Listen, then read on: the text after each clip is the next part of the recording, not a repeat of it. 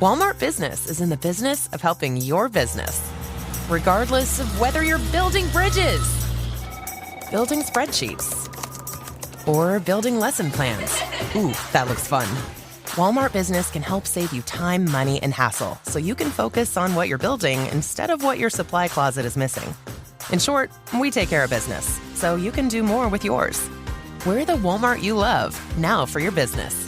Learn more at business.walmart.com. Ever walk past a place for rent and wish you could just take a peek inside? Maybe even explore the layout. Envision the natural light streaming through the windows. Or plan where your vinyl record collection would go. At Apartments.com, you can. With tools like their 3D virtual tours, you can see the exact unit you could be living in. Really envision yourself in your new home with Apartments.com, the place to find a place.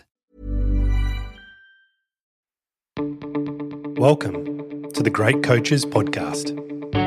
To me, being perfect is not about that scoreboard out there. This is a chance of a lifetime. When you can understand the person, you can then work towards a common goal. We are all on the same team. Know your role and do it to the best of your ability. Focus on the fundamentals.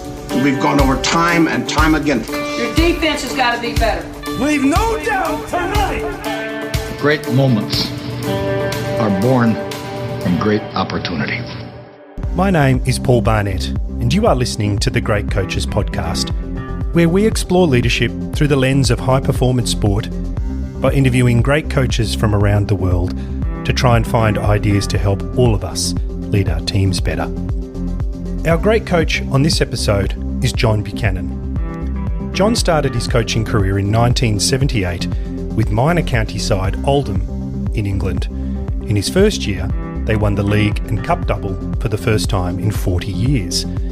He then went on to coach Queensland to 2 Sheffield Shields, the first the state had ever won in their 69 years in the competition. And then in 1999, he was appointed coach of the Australian cricket team. In 8 years leading the team, they won 3 consecutive World Cups, a world record 16 consecutive Test Victories, Ashes victories in 2001 and 2003, and a winning Test series in India for the first time in 36 years. John finished coaching the Australian team in 2007 with a winning percentage of 77, a number higher than Phil Jackson, Alex Ferguson, or Vince Lombardi. He has also held coaching and consulting positions with the Kolkata Knight Riders in the Indian Premier League and both the England and New Zealand cricket teams. John is a master coach. His record places him alongside the greats in all sports. He is calm and insightful, and with the rare ability to combine building a dynamic vision with the innovation and the daily practice required to achieve it. It was a significant highlight for me to spend some time with John, and some of the key things that stayed with me afterwards were his belief that great coaches try to take people beyond their horizons and out of their comfort zones, the importance of creating a vision that gives the team a competitive advantage, and how your technical, physical, mental and tactical skills come together to determine your leadership skills. The story he shares about the creation of the Invincibles term to both motivate and define the record-breaking Test team that he led, and the importance of history and how that can create a sense of belonging and energy within a team. This was a wonderful conversation with a master coach, and I hope you enjoyed as much as Jim and I did. The Great Coaches Podcast. John Buchanan, welcome to the podcast. Thanks, Paul. Lovely to be here. John, I'll just start off with a really easy question. Where are you today and what have you been up to? Well, as you can see from the background, I'm in South Africa. I've rewound the clock and sitting in Johannesburg Stadium, having just won the 2003 World Cup. Always good memories, but at the moment, no, sitting in Brisbane. Weather's beautiful, as I say, in Brisbane, Queensland, perfect one day, even better the next. So enjoy my time here. Looking forward to talking to you about that famous match later on. I'd like to ask with a bit more of a broad question if I could, because John, you're an academic, you've been a professor, you've taught. You're also a very accomplished sports person in your own right. And you've coached against and with many successful coaches all around the world. So what is it you think that great coaches do differently?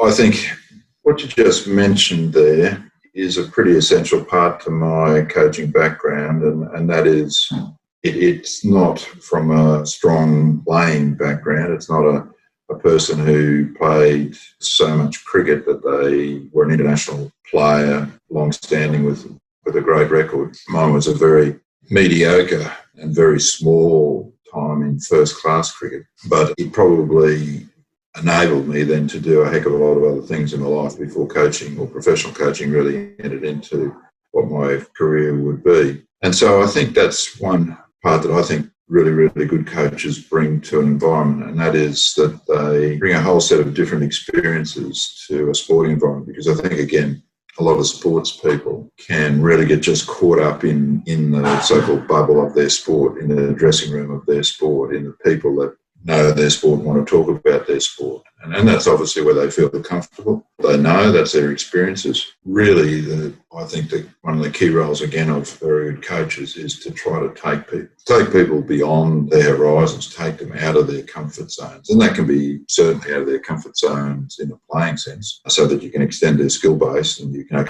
consistently challenge them to be better at what they do. But I think it's your responsibility as a coach is to fit them out for, hopefully, life beyond sport. Because, again, one of the key realities of sport, certainly for athletes, is that there is no doubt your career is going to finish. There's absolutely no doubt, particularly at an elite level. And so in one respect, as a young of becoming an elite sports athlete and maybe representing their country, they're always in transition, because dream, that career path, can finish tomorrow for a whole range of reasons. It always seems to me so important that a head coach needs to ensure that while players need to deal with and need to be very clear on how they deliver performance in what they're doing right now, they also need to understand that there's a broader world out there of which they're very much part of, and which they could be thrust into, not at their own choice, but the choice of somebody else, or through injury or other circumstances. And they need to have some sort of preparation for that. So I think, certainly from my point of view, good coaching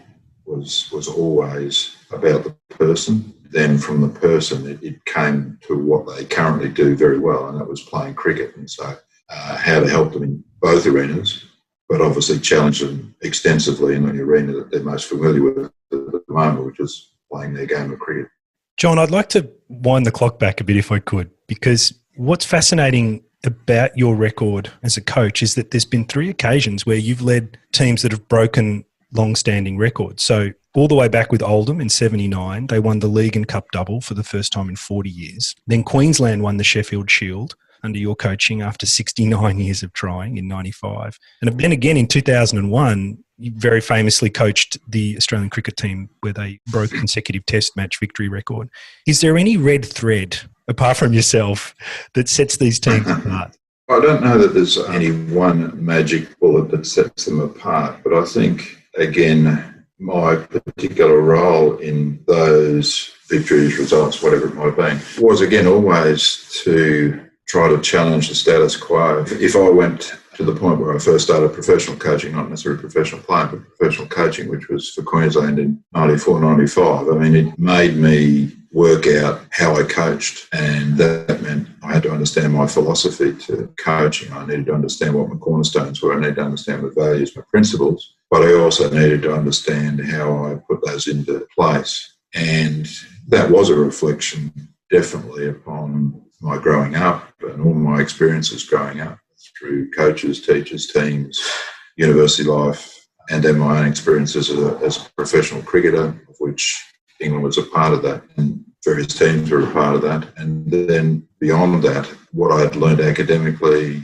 being a father, parents to peers, to watching other people do what they do, both good and bad. So the Oldham experience, I think, was an early forerunner of me as a coach. I was obviously there as a professional player, and of course the professional is the person who has to win games for the club. And while you'd like to think that you're a good professional and you're winning games for the club, there was no way that one individual could really do that by themselves. So there had to be a way to ensure that the rest of the group are either in unison or in sync or supporting what it is that you were trying to do. And I do recall I had 2 seasons. The first season was one of exploration, I think, from my own point of view, just as a player and learning new skills and learning new environments and playing in different arenas and playing a bit of minor county cricket as well. So that was an exploration. But in doing that, it taught me a lot about the club and a lot about the way that they operated,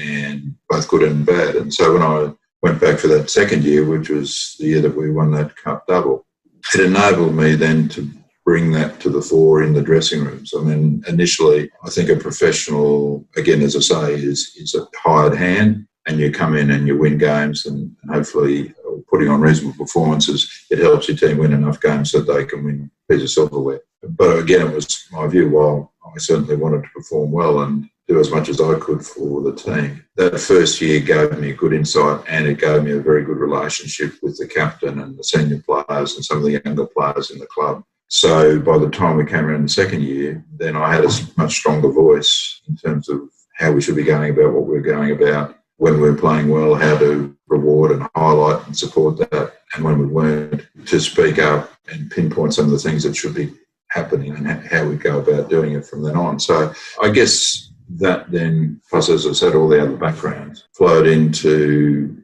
what I presented to Queensland Cricket when I interviewed for the role for that coaching position with Queensland. And so it gave me a really good insight to me as a coach. And some of my reference points are always about vision. It's always about wanting to be ahead of the game. It's always trying to change the game. It's always about how do I create competitive advantage for us as a group before we get on the field. Also about, as I said before, the person, not just the cricketer. It's about, in a sense, never being satisfied. So no matter what we're doing, there's always room for improvement, whether it's your technical skills, your physical, your mental, your tactical skills, and indeed your team and your leadership skills. So there's so much that can be done. And it was also, again, trying to drive a notion that results are important. Results are important in business, life, in politics, no matter where you go, and certainly in sport, because in international sport and elite sport, it's very cutthroat business these days, and we often see, no matter what the sport is, that if the team's not winning, the finger is pointed at the head coach, and that person is replaced very quickly, and it seems to be a board's decision that that's the magic bullet that will buy them the next set of wins. So for me, just never being satisfied, always trying to make sure that there's room for improvement, creating environments, as I said before, that are really challenging and stimulating, and take people outside their comfort zone so that they're, in a sense, fitting them out to be a better player into the future, as well as obviously trying to deal with today. So all those things were wrapped up into, I guess, philosophy and an approach, and that's what I presented Queensland Cricket, and was successful in getting the job from Jeff Thompson at that time. And we were lucky enough to win that Sheffield Shield first year, which was incredible. And then spent 4 years with Queensland, so 5 years in total. I had an unsuccessful season with Middlesex, but that taught me a heck of a lot about coaching and people and culture and so on. And so all those experiences then sort of were folded into me as a coach that took on the Australian cricket team. So you're always learning. And so at that point I was ready to become this international coach and was given that opportunity. So yeah, again, in a sense, the thread was still really trying to understand the players individually and collectively, how they operated, trying to understand the culture that was operating at the time, trying to get close to the captain so there was a real bond and a real relationship with him, trying to ensure that we did have things that other people didn't have, whether that be training regimes, whether that be computer analysis, whether that be data interpretation of that, whether it be uniforms that we wore. So looking at all the little pieces that contribute to culture, but a team culture that's based on leadership and it's based on high performance. And so I suppose, long answer to short question, but there's some of the pieces I think would find their way threading through any team that's successful and potentially any team that's successful over a long period of time, because I think there's a difference between high performance and high performing. High performing is generally, again, you might have a good match, series or even season, but it's very hard to replicate, very difficult to get back to where you were the previous season, whereas for me, high performance means you don't necessarily win everything, but you're challenging for that first or second spot or the final spots every year. Not easy to do, obviously, but I think a real measure of a strong team, strong outfit a team that is, in a sense, pretty well aligned with how they go about being successful. John, when I was preparing for today, I watched a video where you talked about your application for that Queensland coaching role.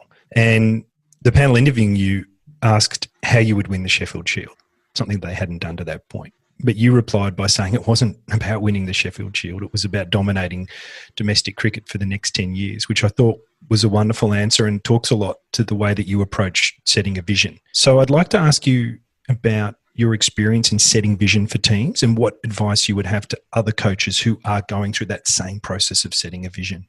I'm not sure whether everybody and every really good coach does do that, and that's no disrespect to anybody else, and it's not saying I'm unique, but for me it's always been a bit of a feel, but the feel is based on, information done. So if we went to that Queensland example, not that I was closely following the Queensland team, although I had been coaching in club cricket for 2 of the 3 years prior to me taking on the role. So I'd coached at uni and at my old club, University Cricket Club in Brisbane. And we had a number of players that were in the Queensland side at that time. So I suppose, and a couple who had recently sort of moved on from the Queensland team. So I suppose there was always some conversations and some insights from them about what the Queensland team was like, how they were being coached, what they were doing in training. So that information was there, and probably the same with the Australian team, because again, in Queensland we had the Ian Healy's and the McDermott's. Border was coming back for his first or final year, albeit it turned out he had 2 more, but Stuart Law and Jimmy Murray playing in the one-day team. So they would bring back some thoughts and insights, I suppose. And I guess with that sort of information, I certainly believed in the Australian team that they were only scratching at the surface. They had some wonderful resources in terms of players and great support from parent organisation Cricket Australia. Yet they seem to lose games that they shouldn't lose games, or they lose series that they shouldn't lose series. That seems strange to me. And Queensland, I guess there was that insight, but I also was able to reflect, as I said before, 16 years ago, but on my experiences with Queensland and trying to win a Sheffield Shield. So out of that, I guess the pieces kind of float around in your mind, and from there, it is about dreaming. I think certainly in business, certainly in life, certainly in sport, I don't think there's sufficient time allowed for dreaming, just what could be, what's possible, not be constrained about impossibilities and all the reasons why not, but don't be constrained, just be free and dream about what can be. And obviously that's what JFK was doing back in the mid-60s, about putting a man on the moon. There's a wonderful sort of YouTube on that. And it just seemed to me that is so important to what a coach can do, because with that vision, it means that then everything that you do, irrespective of results, is hopefully taking a step in that direction. And if you don't dream and you don't vision, then I think, one, you're limiting your current capabilities or capacities, but you're certainly putting a limiter on how you're going to deal with the future. How are you going to stay in front of the game? How are you going to potentially win games, win tournaments, win events, win over a long period of time? What are the type of people that you need to help you chase down that dream? What are the type of support systems that you need to support those people and support yourself to be better at what you do? So I don't think all leaders are visionaries, but I don't think that's necessarily good, bad, indifferent, wrong or right. But I go back to what I was saying before, as coach of that Queensland team, what I had to do was work out my philosophy, and part of my philosophy is always about creating a vision. I knew that's what I did with people, teams, business that I'd operated in, and that was a central part, cornerstone to my coaching philosophy. So that's what I would bring always to teams that I coach, and that's certainly what I still do with my corporate business these days. And not that I necessarily can dream for a company, but I try to get them to understand the power of dreaming and visioning and allow them to try to do that themselves. And it's not easy, because I think we do tend to operate in mindsets and constraints that direct us in a certain way. And a lot of times when people put their vision statements together, or whatever they want to call it. They can call it mission, or everybody can get tied up into semantics, but it's almost something that can just be cut and paste and put into another organisation just as easily. And it always seems to me that the vision has got to have the capacity to differentiate you from everybody else in the marketplace. Because in the end, if you're not differentiated, if you're not different, then you'll do the same as everybody else does. And how is that going to gain you some competitive advantage, or how is that going to place you in a position to gain competitive advantage over a long period of time? So it does seem to me that, I think I mentioned it before, sitting underneath vision, I suppose, is this notion of always trying to change the game. Don't accept the status quo, which is a never satisfied viewpoint. Look at just ways of being different inside the rules and the regulations that obviously operate inside any environment, any industry. There are those rules and regulations. So, but inside that, why do I need to play, or why does our team need to play the game the same way as everybody else? There are different ways of doing this, and we need to explore and experiment and find those, and then try to apply those and execute those in game. Walmart Business is in the business of helping your business, regardless of whether you're building bridges, building spreadsheets, or building lesson plans. Ooh, that looks fun. Walmart Business can help save you time, money, and hassle, so you can focus on what you're building instead of what your supply closet is missing. In short, we take care of business, so you can do more with yours. We're the Walmart you love, now for your business. Learn more at business.walmart.com. I'd like to talk to you about innovation in a minute, actually, because your record in that area is quite long. But I'd like to just follow up on something you talked about with dreaming and setting a vision, because many teams these days create trademarks for themselves, words that summarise their aspiration. Now, when you moved on into the Australian cricket team, you developed very quickly the idea of the Invincibles. Can you tell us how you did this and how it was taken on or embraced by the team? Cricket Australia basically had a vision about making cricket Australia's favourite summer sport, which is an admirable vision for an organisation and certainly aspirational for what they wanted to do as an organising body. But I just didn't feel that type of vision was exciting enough, challenging enough, aspirational enough for a team that goes onto a cricket field, an elite team that goes onto a cricket field. So for whatever reason, I conjured up the title Everest. And so our first meeting with the team in Brisbane prior to the first Test match in November 1999, I talked to them about a range of things. And really, I didn't know too many of them that well. Obviously, I'd coached against them in state cricket. But at that point in time, there was only one Queensland member who was debuting in that game, and his name was Scott Muller.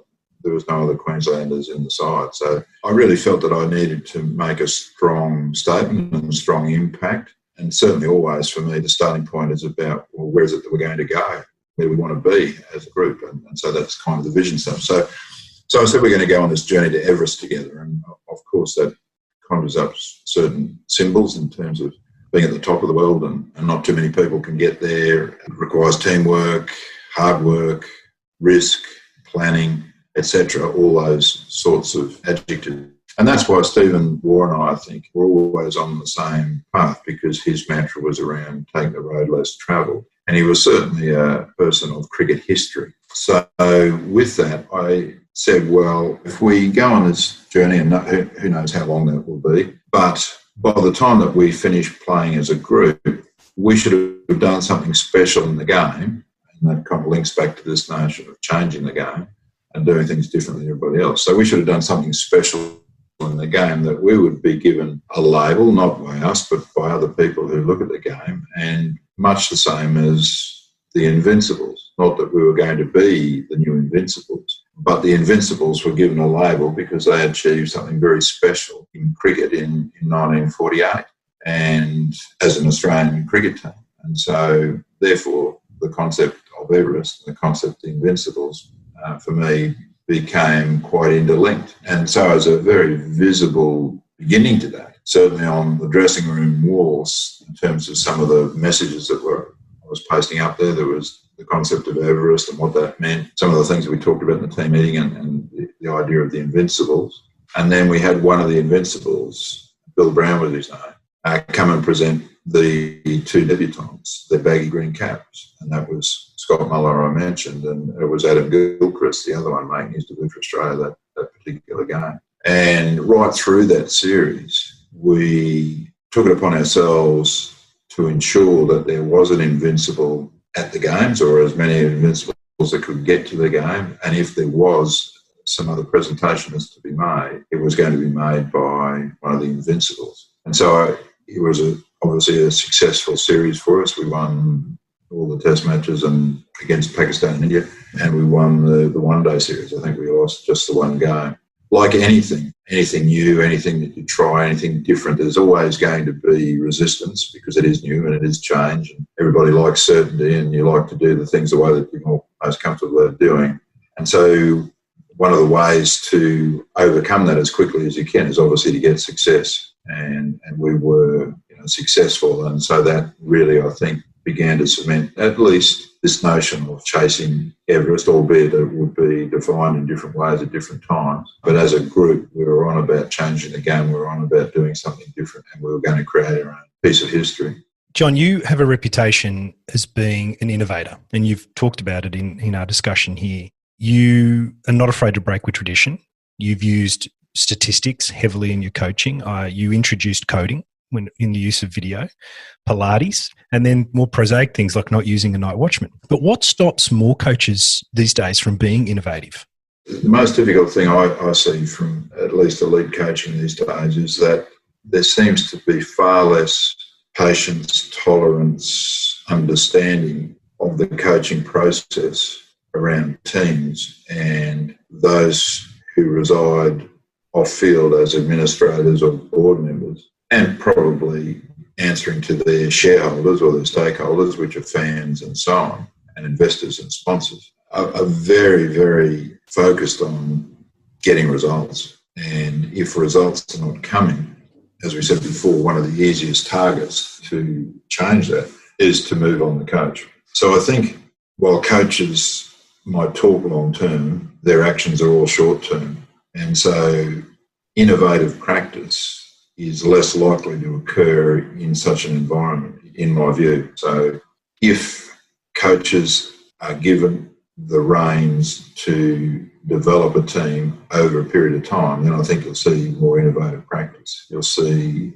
more innovative methods. You'll see more innovative thinking and more innovative behaviours and actions on the field.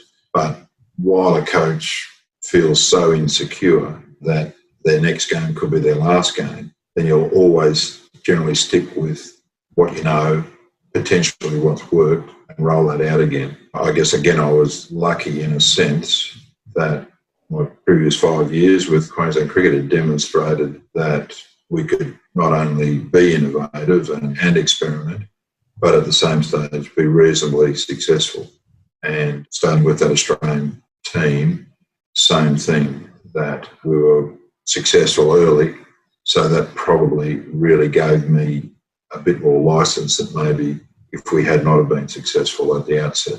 And again, I faced the same thing. I mentioned before with Middlesex, when I went over there in 1998, I was brought in there by the board on the basis that what you had done in Queensland, we would like you to do here in Middlesex, because again, they'd been a very successful club but had lacked success over the last 15 years or so, and wanted to rectify that and wanted to make some changes and hopefully get some better results by the end of the season. And so at the same stage, Mike Gatting had been the captain and almost long-time patriarch of the club, had stepped down, and he'd given the role to Mark Ramprakash, a young, very talented player who'd come up through the ranks, was playing for England, giving him the captaincy, and then the other senior players, Angus Fraser and Phil Tufnell. The three of those were actually in England. We're in the West Indies playing for England when I went over there for pre-season. And again, it was a similar approach. Culture, again, was really important for me, and the signs that didn't speak to it being a team culture were things that I was really keen to target right from the go. So, for instance, they had Roman numeral 2s on their hats and on their blazers. if you hadn't been a cap player, and that was to signal that you weren't a cap player, you were a second-class player. You know, you were playing first class, you weren't regarded in the same light as the other players. And obviously they got other benefits as well, the cap players, in terms of salary, in terms of cars, in terms of accommodation. So at pre-season, we were changing a number of those things to ensure that when everybody walked on the field, everybody was, in a sense, an equal, albeit that you had different roles and obviously different skill sets. But that walked right in the face of how Mark Ramprakash wanted to run the side, and his main object was to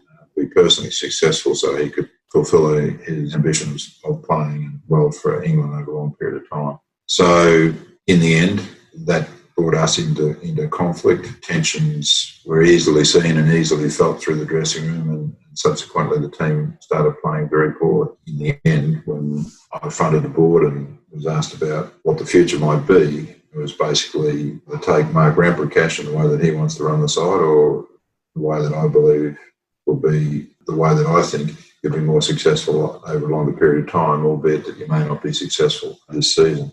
So they opted for, obviously, the former, taking Mark, and so that was me gone from that role. But again, I think they were taking the short-term view. They wanted a quick fix, and I wasn't able to produce that for them. And so one of the best ways, therefore, to at least ease all the tensions in the dressing room was to get rid of one of us, and I was the obvious choice. John, you've had some outspoken players in your teams in the past. I'm not sure whether they were disruptive because I wasn't in the changing room. But I'm interested, what are your top tips on dealing with negative peer pressure within the team? Yes, look, I think no matter where you lead or what you do, there's always going to be some really strong supporters. There's going to be some strong negative vibes to what you want to do. And in the main, there's a big group in the middle who can sway either way. And cut to the chase, you know, we can talk about Warney here, because Shane was an incredible influence in the dressing room. So when I arrived into that Australian mix, there was probably 4 or 5 players who were a fixture in that side at that time. The rest were coming into the side or coming in and out of the side and hadn't established themselves. So your fixed members were the 2 War Boys. There was Warner McGrath, and probably Slater would have been the other person. They were kind of fixtures in the side. The rest were kind of learning or trying to find a way that they could remain in the side. The likes of Langer, Hayden, Ponting, and I mentioned Gilchrist was just making his debut then. Gillespie, Lee, Martin, Lehman, all those sort of names are worse around the periphery, in and out. You know, they hadn't established themselves. So therefore, that's why Shane was an exceptionally strong influence in the dressing room. And as a coach and as a leader, that's why it's so important to understand what your philosophy, values and principles are, because you're going to be challenged on those all the time. Absolutely challenged on all those all the time. And the bigger the challenge, either by way of numbers of people who are challenging you or by the profile of the person who might be challenging, it becomes so important that you live by them and you deliver them. So you coach with integrity. This is who I am, this is what I do, and I deliver that all the time.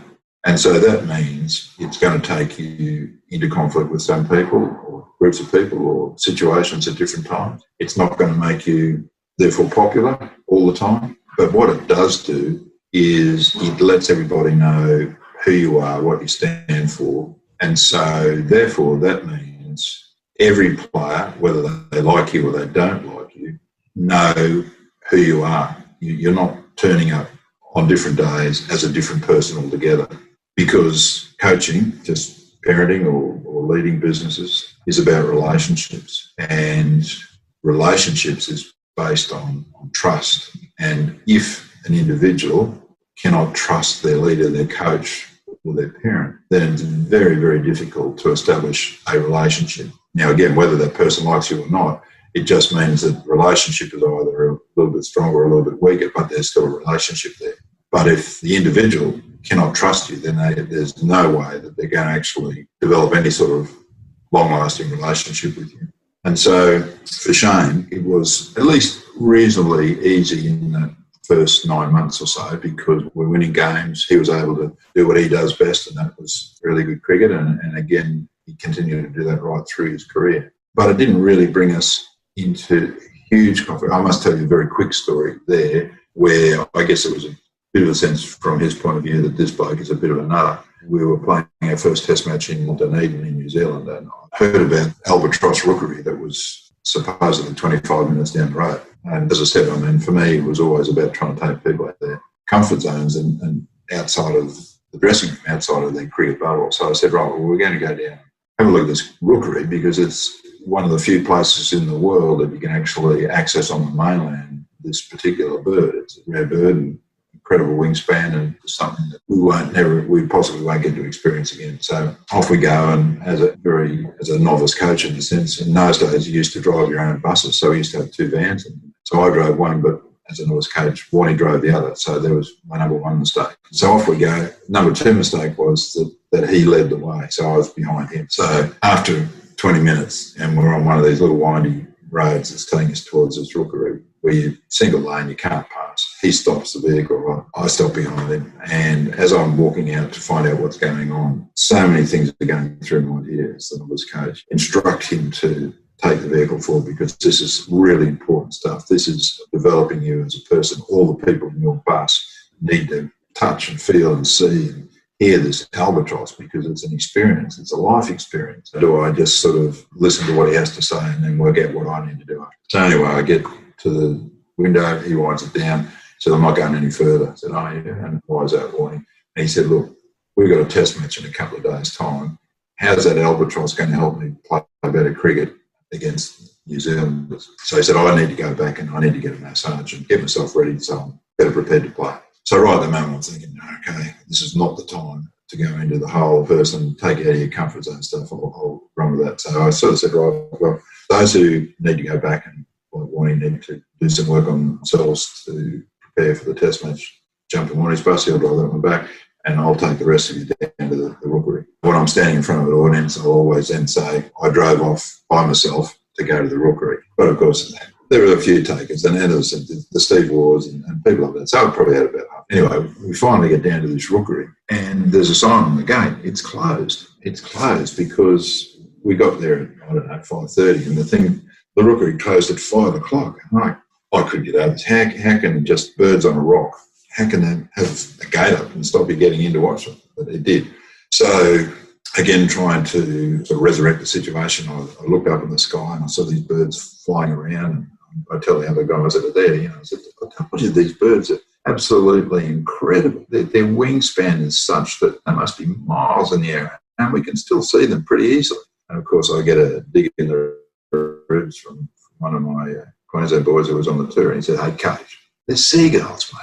There was a bunch of seagulls flying around up there, and I tried to convince everybody that they were albatross. So as time went along, we then went to India in 2000, and this was, you mentioned, the 16 Test matches that we won in a row, and we were playing the 17th Test match in Kolkata in India, and there was a famous partnership with Laxman and Dravid that in the end took the game away from us. We had the capacity to draw it, but because we were kind of playing your strength is your weakness, we played a certain way and then won a 16 game, so that seemed to be still how we should continue on. But we ran into this incredible partnership and put us in a situation where we had to try and save a game, which we hadn't done for 16 games beforehand, so we didn't know how to do it. And we lost the game. But through that experience, or through that particular game, and Warnie had gone into that series really underdone, really unprepared, because he'd had a finger operation or a shoulder operation. So he was overweight and just so distressed all the time. And we, obviously the series it was in 1-1, and we still had an opportunity to win this series that again hadn't been won for some 30 odd years prior to that. And so Warnie just wasn't responding to any of the physio, any of the trainers in terms of trying to work on having himself as fit as he could at that stage. And obviously that where he was as a result of him still not looking after himself after this operation. So I spoke to the chairman selectors at home, spoke to Stephen Moore and said, I've got a press conference coming up, and I think maybe there's an opportunity here to say something that might trigger Warnie's notion that he is just not looking after himself. If he wants to continue to play for Australia, irrespective of this game, he's going to have to look after himself. But anyway, so press conference goes, and I say something along the line. Somebody asks, how's Warnie going? I say, look, he probably could be looking after himself a bit better. I said something like that. Next morning, out it comes in the papers, coach says Warnie's fat. So at that point, Warnie didn't talk to me for the next couple of days and right through the Test match. But what he did, again, just continued to emphasise his passion for playing cricket and his passion for playing cricket for Australia. I mean, he gave everything he possibly could, both on the field and off the field. He was just amazing in the dressing room with everybody. That spoke highly of the person in terms of him being a competitor, trying to bring both his technical skills to the game, but also his mental skills to the game, plus the rest of his teammates. So that probably that was definitely a straining point of our relations. But what happened over time was that we began to develop a really strong unit of players that were there all the time. So I mentioned before, the Haydens and the Langers and the Pontins, the Martins, the Lehmans, and eventually an Andrew Simons. There was a Kadich, etc., and a Gilchrist. So strong unit. And so what happened in terms of the management of a Warren or any of the players that might at different times choose either to be critical of a coach or critical of something within the team, or not even publicly critical, just be doing something that was not in the best interests of himself and of the team, then the group began to manage everybody. And that became really important to, I think, the success of the team, because it really was around peer management. So while some things would come to the coach, or some things would go to the manager, or some things might go to chairman of selectors, in the end, a really mature and strong unit is one where it doesn't necessarily always require the formal leader, captain as well, to be the person who has to intervene in the behaviour of an individual. There are other people in there that can see that and do something about it. And so it speaks very much to two things. One is cliche about the standards you walk past are the standards you accept. And that's so true. And that links to everybody's a leader. That's something I really believe. While the leaders have got to walk the walk and talk the talk, and lead by example, etc., leadership is in everybody. Therefore, if there is something not right, then it is everybody's responsibility to do something about that. And the more people that are doing that, the more mature and the more powerful that unit becomes as a group that can produce success, produce high performance. And so that, to me, is, as an example, I mean, Warren's not the only example. As I said, there are other people at different times that stepped outside boundaries and so on. But in the main, we're hauled back in by peer management of some very strong people in the side. John, just one last question, if I could. You've been very generous with your time, but I'd like to ask a question around legacy. And what is it, the legacy that you really want to leave as a coach? I think the legacy is firstly around the individual. So I always want, going to almost what we were just talking about, I always wanted players to be their own best coach. So, in other words, part of my philosophy was to make myself redundant.